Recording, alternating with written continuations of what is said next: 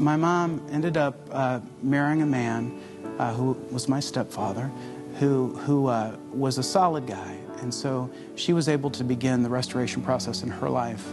And so she had a nice home. I ended up moving my daughters into her basement, and we lived in her basement with nothing else. And I'll never forget the moment my life changed forever. What happened? I was in the basement bathroom on my hands and knees, just weeping. My world was crumbling. The shame, the guilt, the embarrassment, everything around me. But I had some music on in the background, and it was a station called Star 88.3. And I was listening to a song by Casting Crowns called Life Song. Yep. What was my life to be? At the end of the day, when I turn out the lights, am I proud of who I was? Did I serve with all of my heart? I gave my life to Christ that very moment in that bathroom, that cold bathroom floor, on my hands and knees, crying out to God, singing Life Song, and just singing and singing and singing and just giving it all to the Lord. Everything that you had held back. Everything that I had held back all those years. I finally reconnected with that Jesus that I met back at Vacation Bible School as a 12-year-old boy. I had a flood of emotions, and this warm feeling rushed through me, and this gentleness just saying, it's going to be okay. I love you. The peace that passes all human understanding when you pray. The Holy Spirit was... It's Holy Spirit? Yeah. Rushed through me. God did amazing things in your life from that point on, and I just want you to give us the summary of those amazing things that he did. Absolutely, I'd be glad to. So at that point, I was able to reconnect with Jesus in my life, and I was able to build a life for these children and start ministering to them as my first ministry. That was my first preaching opportunity, to spread the gospel to my own children. Amazing. Come on now. So I had to go back then, though, and deal with some loose ends. Part of them was the business. The printing company was gone. Publishing company still existed. I ended up giving all of the stock that I had in that publishing company to my partners. I said, it's yours. We could still fight on, but this fight is not mine anymore.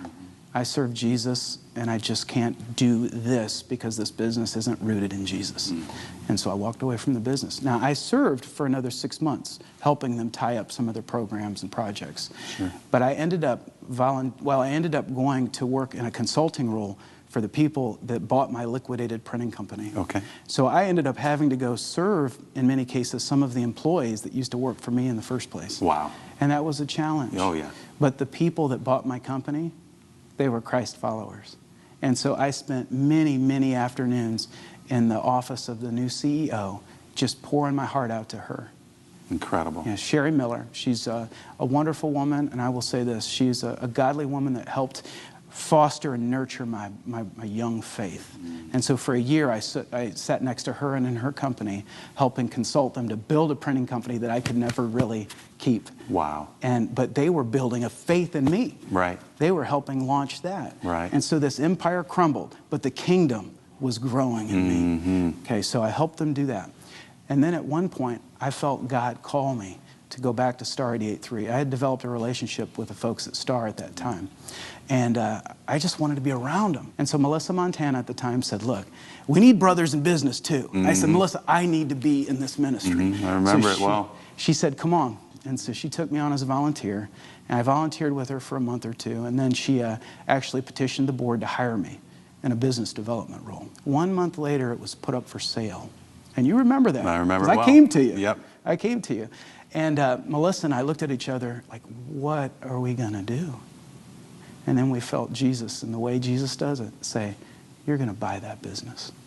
You're going to buy that business, keep it local, and keep it on air 24/7, so people just like you who are crashing and burning are going to come to know Jesus, and their life will be changed forever. God's using you for your ultimate value, and that's to bring restoration to others. That's right. You guys start a new nonprofit and put the financing together and acquire the station. We went around to everybody. This is early 2009. Okay, we went to everybody we knew to try to get funding. Nobody could help us because of the economy. And so we were going to people asking them if they would give us leverage. Would you give us collateral for a note? We couldn't even find that.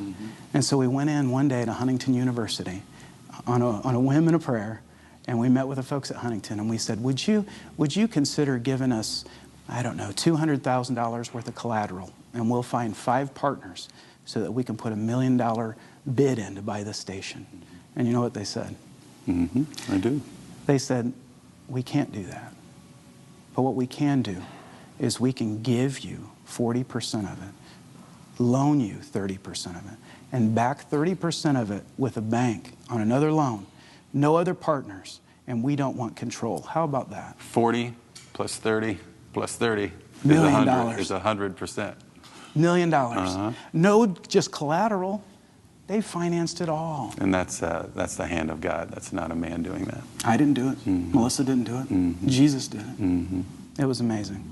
So that began my tenure at Star 88.3. Sure. So I saw God move mountains there, and young, even still young in my faith, a couple of years at that point, I was like, God, you're blowing me away. Your favor. You know, and not just in prosperous things, but just seeing him breathe life into things. That station could have been sold to a major consolidator. Right. All the employees fired. They could have piped in a signal from states far away, and there would have been no local feel to it. Right. But he kept it local, Yeah. and he kept a ministry alive here in Fort Wayne, Yeah. and I was part of that. That's terrific. Yeah.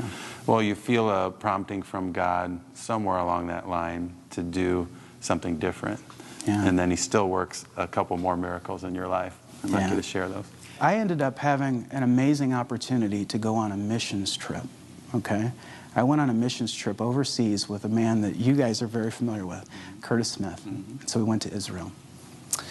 We actually had a chance to minister to Palestinians who were Christian and Muslims, and even some of the Jews. And we were able to help do missions in the Holy Land.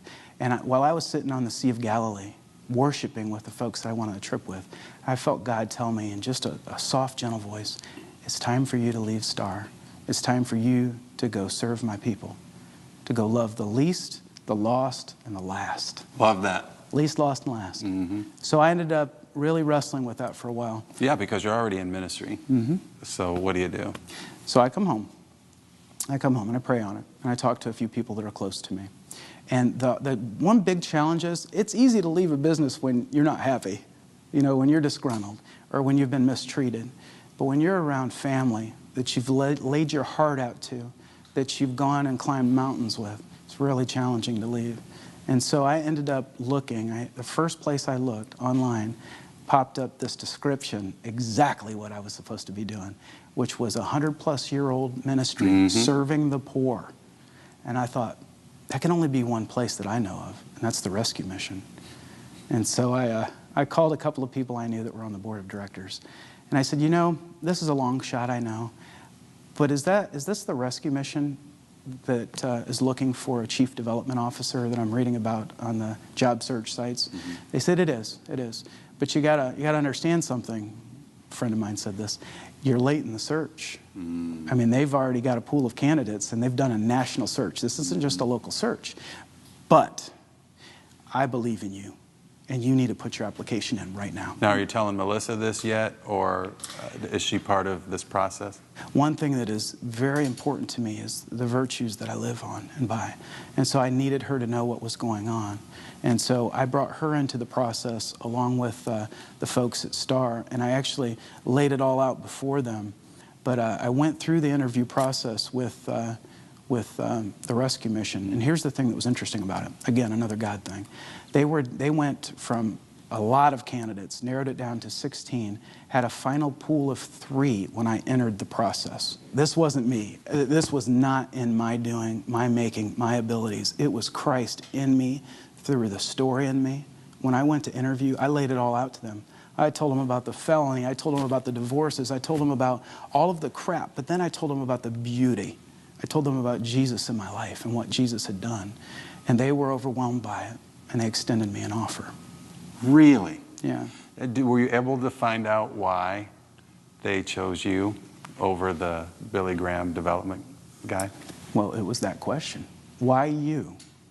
And I looked at the CEO in the eyes and I said... This is Donovan Coley? Donovan Coley. I said, Donovan, I was made for this moment. I was made for this moment. God has equipped me with all the skills, but more importantly, he's equipped me with the heart. I come from a broken family. I come from a bunch of garbage that God rehabilitated and restored. I truly serve the God of second chances, and this is where I'm supposed to minister. Wow. I'm believing now, too. Come on, brother. We got room on the team. All right, so that's another miracle in my life. Yeah, absolutely. Okay. But just even before that, and I can't stop there. I've got to go back just a hair back. Okay, I ended up, after having gone through a second divorce and being a single dad for about 5 years, doing the very best with these daughters and, preaching to them all the time and, just sharing my love of Jesus with them. Finally, the heart cry that was deep inside of me was to have a family, a real family, one that I'd blown time and time again. Mm-hmm. And You're Jesus, now ready to prioritize it. I'm ready to prioritize. Mm-hmm. Jesus brings a woman into my life. And of all places, through eHarmony. So I meet her online. But here's God. She grew up with my half-brother over in Ohio. My brother and my sister, which I didn't mention, they were on the mom's side. They lived in Ohio. I grew up in Fort Wayne. Mm-hmm. The woman of my dreams grew up with my brother, and I never knew it. We met. Whoa. We met. Now, sounds like your brother missed out on the opportunity first. Well, he did. He had a chance. He's doing well for himself, too, though. Good. But anyway, so I meet up with this woman, and she ended up having a child out of wedlock. And this little boy was born with a lot of developmental issues. As a matter of fact, he's my son now, and he's had 36 operations in his lifetime. 36? In how many years? He's 9 years old. So when my wife had him, there was no dad in the picture. She'd made some poor choices, and she ended up giving birth to this beautiful little boy who had a lot of health issues. But he was a special child. He came into this world with prayer wrapped around him, tighter than that blanket that was holding him. And people prayed him through those tough times. And I came into his life at 2, and so I became dad. And there was a moment up in the hospital. He was having one of his surgeries. Danielle, who's my wife, she called me up, and we actually were dating at the time, and I was having some cold feet. Been divorced twice, and I just really wasn't sure. And so I asked her to pause the relationship. Well, she called me when he was up in the hospital, and she said, Hunter, my son, his face is pale white, his eyes are sunken, and I think this is it. So I rushed to the hospital. I looked at that little boy, and I prayed over him and prayed over him and prayed over him. And then I looked at her and I told her, and it was the cold of winter, I'll never forget it. And I said, I will never leave you again, and I will never leave him. I want to be his dad, and I want to be your husband. And so we got married. And we never looked back from that. My goodness. So now we have 2 girls, a boy, and a family. I moved out of that basement, out of that bathroom floor with my mom, and we moved into a 120-year-old farmhouse.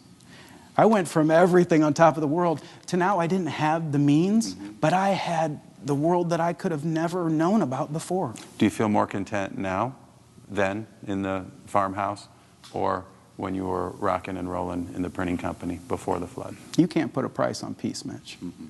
I had peace. Lived in Butler, Indiana. Drove back and forth to Fort Wayne every day. But I had peace, and I had Jesus in my house. And while we didn't have a lot during those times, we had a lot of love, and we had a lot of happiness. Really, we had joy, which transcends happiness. Paul says in Philippians 4:12 and 13 that he's talking about, I've had a lot, and then I haven't had a lot financially. And he said, but I've learned the secret to contentment. And it said, I get to do all things through Christ who gives me strength. So the fact that you get to do life through a relationship with Jesus Christ restores you daily. And that's what true contentment is, which means to be literally held together. And there's nothing that will hold you together more than the peace of God, who is Jesus Christ, that Paul writes. He is the peace of God. And so that's what's happening. I remember a time in my life where I had lost everything I had earned, and then some, actually. And I began a whole different journey. I got on my knees, and ironically, that my business was worth nothing. I was willing to surrender that to God. I had held it back, just like your situation. And I remember feeling a peace that I just could not describe. I developed a plan on a financial plan on how we were going to get out of the mess we were in. And it's like that gave me a peace, even though I knew it was going to take a couple years to do it. But it's like every week that went by and we were making it, I knew it was a step on the plan. And I began to feel this contentment I'd never really felt before, because I was trusting in God, not myself like I had been all the years prior. So I get exactly where you are at that point. Proverbs 3:5. Mm-hmm. It's just on my heart. Mm-hmm. Trust in the Lord with all of your heart and lean not on your own understanding. In all of your ways, submit to Him, and He will direct your path. That's what I didn't do before when I made those choices, which led to consequences. I did not submit to Him. On the bathroom floor, I submitted to Him. And then I began to see all of these things change in my life. Ways is, in Hebrew, is derek, and it's our steps. So it's choices. That's what made me think of it when you said choices. Every choice you're making in your steps is God's directing your path. So now you're on the journey in the direction you're supposed to go, but it's happening a step at a time. So what happens next? Pick it back up. Okay, so I'm going to fast forward back up to the rescue mission. So I end up having our whole staff around the table. And this was just one of the most beautiful moments ever.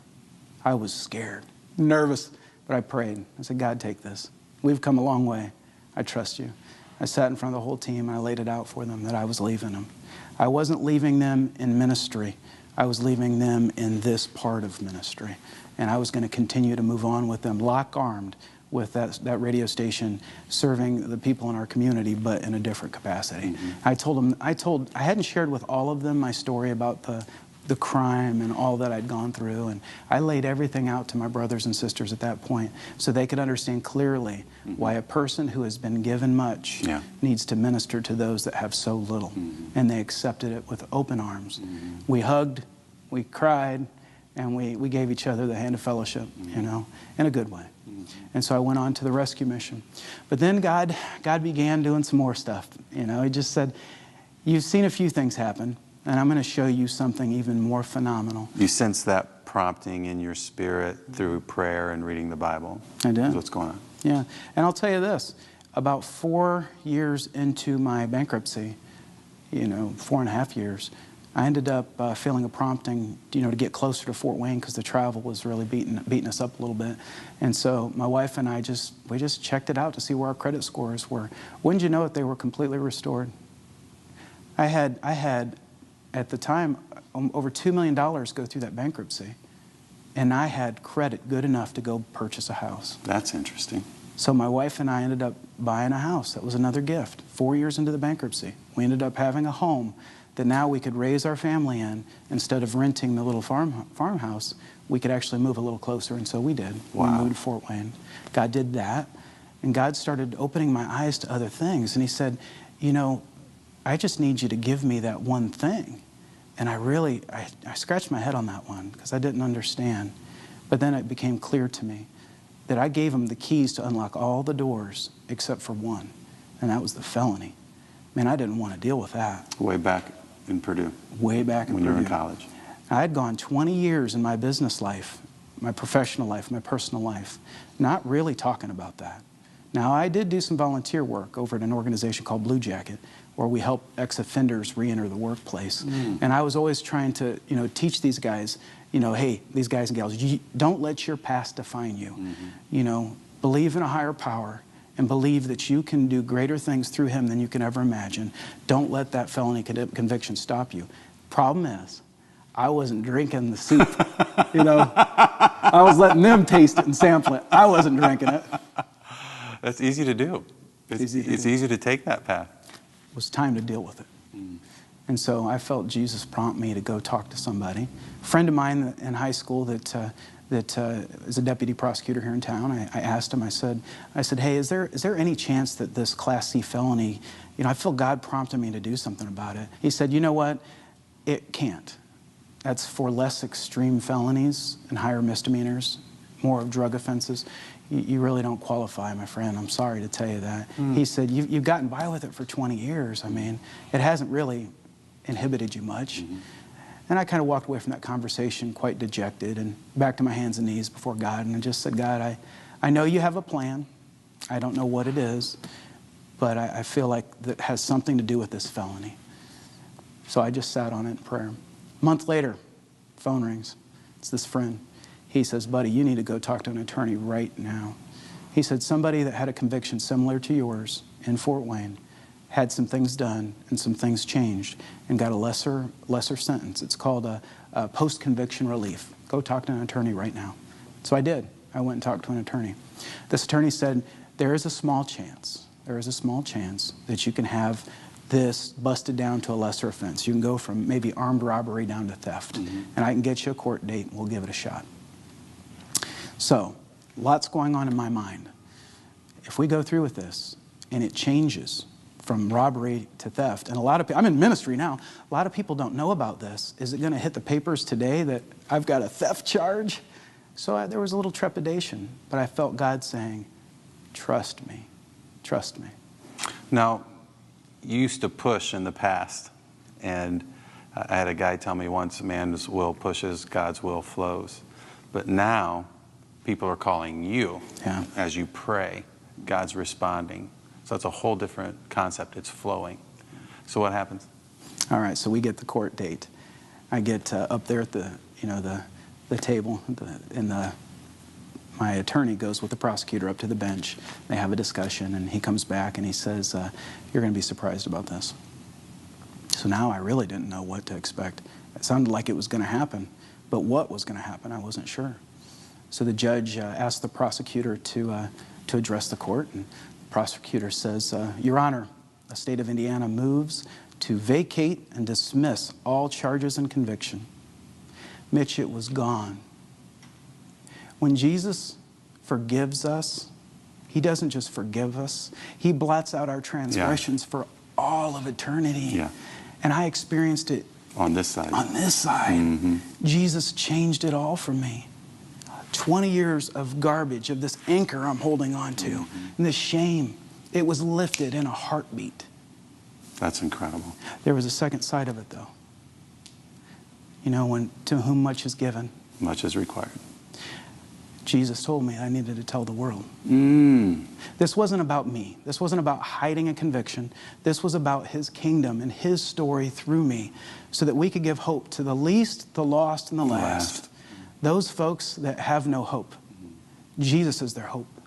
Whether they experience a conviction overturned here or not, there is hope in an eternity for their sins, their transgressions, all of their past to just be blotted out and to just bask in the loving arms of the Father. Amen. God's done a miracle work in you. It's been a pleasure to have you here. What do you think's next for you in your journey with God? Well, I ask him every day. So unlike times of old, I'm not planning this big, huge course. I'm waiting. I'm listening. Right now, I believe that my family is to be a family on mission. My next phase is to learn to teach my kids to create a life that's worth imitating like Jesus did, so that we can go out and minister to other people. That's big. Rich, God's blessings on you at the rescue mission, and however God leads you next. I love how your heart is open. Your hands are lifted up and you're saying, God, whatever's next, I'll do. But I don't think God asks you to do things at the neglect of your family. And so it's interesting to see how God's taken your past of a broken family and kind of a broken life, unwillingly broken, to being willingly broken, and how he's restored you and is using you now for your ultimate value to bring his restoration to others through you, and how you're doing that first and foremost in your home. And then there's that ripple effect outside of your family on how you reach others. God bless you, and thank you so much for being with us today. Thanks, Mitch. So what's your blueprint for success? After you've heard Rich transparently share his heart and his life with you, have you thought about your blueprint for success? Are you trusting in yourself? That would be foolish. Are you trusting in God? That would be wise. You know, our world tells us, and I believe in it, have a vision, get a mission, list your values, your objectives, your goals, your strategies, and take steps every day toward accomplishing those. And you ought to have that in your own personal life. But tucked away in the 30 sayings of the wise in Proverbs 24 is God's blueprint for success. This is amazing.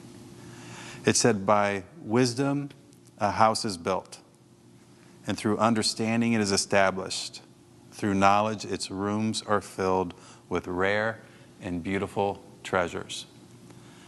Now, Proverbs tells us that we're not going to experience wisdom unless we first dig down, Proverbs 11:2, with the footer of humility. So we need to pour the footer of humility in our lives. We need to dig down and bend our knees, and we humble ourselves to God, and we humble ourselves to others. And then we're in a position where He can pour the foundation of wisdom. Wisdom connects the vertical with the horizontal. It's a picture of the cross. It's God's heart intersecting with street smarts. And when we have that foundation of wisdom, then we can allow God to establish the framework of understanding. The framework of understanding. Understanding is insight. It's the ability to connect with the Holy Spirit and not only begin to see inside our own hearts, but inside the hearts of others. So we have the footer of humility, the foundation of wisdom, the framework of understanding, and then we have the furnishings of knowledge. Proverbs says that its rooms are filled with rare and beautiful treasures. We know that those rare and beautiful treasures are relationships. They're the only things that last for eternity. It's interesting that Proverbs says here that by wisdom a house is built. House there can be any organization, any movement, any family. The Hebrew word there has that connotation. Anything, any endeavor, anything, any house, any endeavor is built by digging the footer of humility, letting God pour the foundation of wisdom, having God establish the framework of understanding, and the furnishings of knowledge, solid relationships. If you and I do these things, then we can experience the house of leadership, and God will use us to lead others to Him.